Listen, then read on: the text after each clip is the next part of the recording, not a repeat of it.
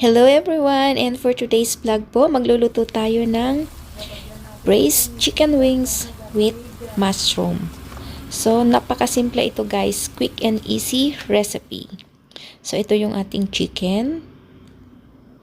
Syempre, yung ating spring onion and chili, mushroom, yung ating shallot, garlic, and ginger. So, una guys, ayan, imamarinate natin ang ating chicken wings. So, be sure guys na meron kayong time. Hindi yung madalian para mas malasa ang ating chicken. So, ayan, pagkatapos nyong i-marinate yan, haluin nyo lang yan.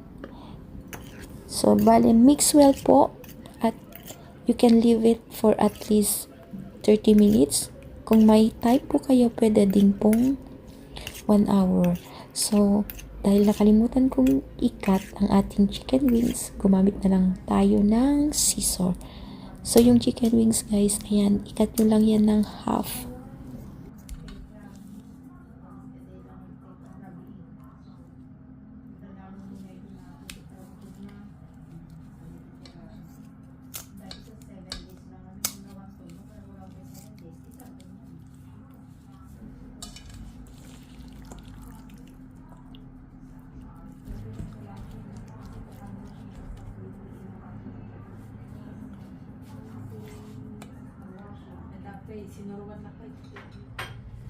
So, after 30 minutes guys, ayan, igigisa na natin.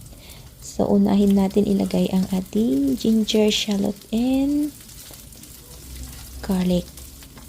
Ayan, igisa natin ito hanggang medyo mag-golden brown. And then, ilalagay na natin ang ating mushroom. And be sure guys na maglagay kayo ng konting salt. So, pagkagisa natin yan, pwede na natin ilagay next ang ating marinated chicken. So, stir fry natin ito hanggang sa medyo mag-golden brown po yung ating chicken wings.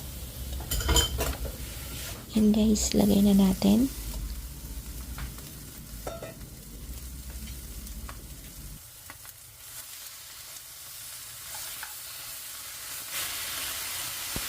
So, one of the simplest and easiest to cook na Chinese dish guys. Napakasimple lang. And, ayan, maglagay na tayo ng half cup of chicken broth. And then, cover the lid at hayaan natin ito guys maluto ng mga 20 minutes. So, ang pagluto guys ng chicken wings ay 20 to 25 minutes po yan.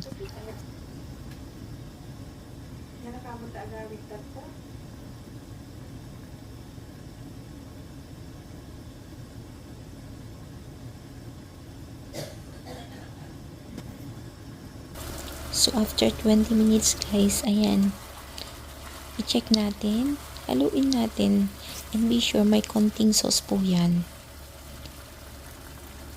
And last na ilalagay natin guys ay ang ating spring onion at saka yung ating chili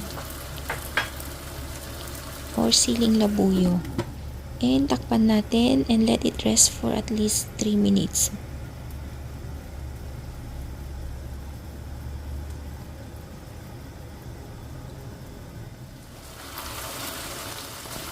And after 3 minutes guys, ayan, luto na ang ating braised chicken wings with mushroom. So, you can check the taste. Kung kulang guys, pwede kayo magdagdag ng konting light soy sauce, konting asukal, at saka asin.